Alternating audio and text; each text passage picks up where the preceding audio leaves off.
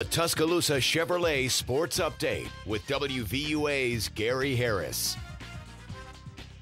Good evening. Former Crimson Tide linebacker and newly acquired Philadelphia Eagle DeMeco Ryans was back in his hometown of Bessemer on Saturday morning. Ryans was hosting his 6th annual sports camp for kids. This camp a little bit different because it incorporates not just football skills, but stuff like cheerleading and a media session where the youngsters could practice interviewing DeMeco in front of a television camera to give them a feel of what a broadcast professional or a newspaper reporter does on a daily basis. Really good stuff. Now, the camp was cut short about an hour and a half because of the extreme heat.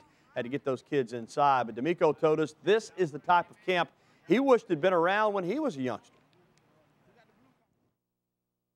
It's something that we didn't have growing up. So it is something that I always wanted to do and look forward to doing these years is to, show the kids that you can be an NFL player. You can be whatever you want to be. You can do it. Don't let your surroundings stop you. And that's one thing I want to continue to preach to the kids. And it's always just a fun time for us because we get to come back out and, as players, we get to come back and coach the things we've learned. So we've been doing it for a while, so we know a little bit. So we get to come back and give these guys kind of the competitive advantage, give them the cheat sheets. And that wasn't all on Saturday at Bessemer City. A 7-on-7 scrimmage between the Central High School Falcons out of Tuscaloosa and the Bessemer City Purple Tigers. The teams were playing a best-of-3 series with each game lasting for 1 quarter with a running clock.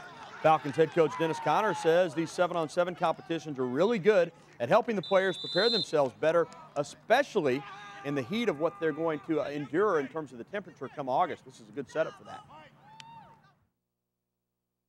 Oh, it can help you a whole lot because the first 2 or 3 weeks, you really don't have to spend a lot of time on your passing because you've done that all summer. You can really just concentrate on getting your runs and all that down with the big guys.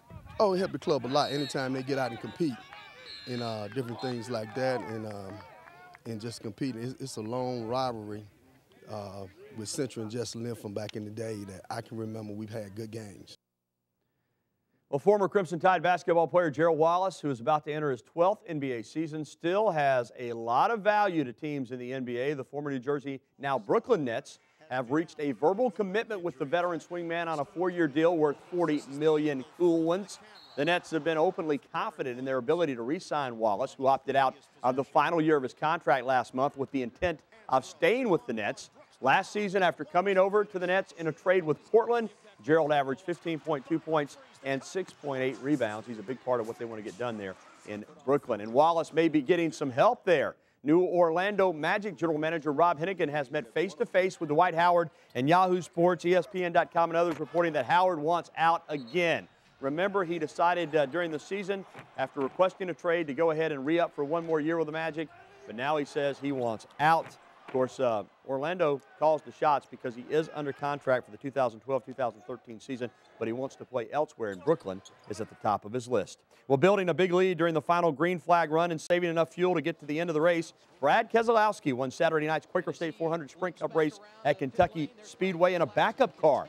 Keselowski, who wrecked his primary car after tangling with Juan Montoya on the first lap of Friday's final first practice session, picked up his series best 3rd victory of the year and the 7th of his career, all but assuring himself of a position in the chase for the Cup. After the race, Brad gave all the credit for the big victory to his pit crew. Who would have figured my best finish would have came in the hardest race? That just shows the importance of teamwork and the group of guys that I have on this Miller Lite Dodge that are just, they're badasses. They are. They're just badasses, man. I'll tell you what. They've put together a backup car from last year in the 100-degree heat in an hour's time, got it on the race, not even an hour, I think it was like 40 minutes. I wish I had a stopwatch for that. Got it on the racetrack and got to run our laps for practice to make the adjustments we needed to be fast today. And that's what badasses do. And in tennis, remember last week, Rafael Nadal getting beat at Wimbledon. Today, a shocker on the women's side. Sabine Lisicki has defeated top seed Maria Sharapova 6-4, 6-3. That's a look at sports. We're back after this. This has been the Tuscaloosa Chevrolet Sports Update on WVUA. Roll, Chevy, roll.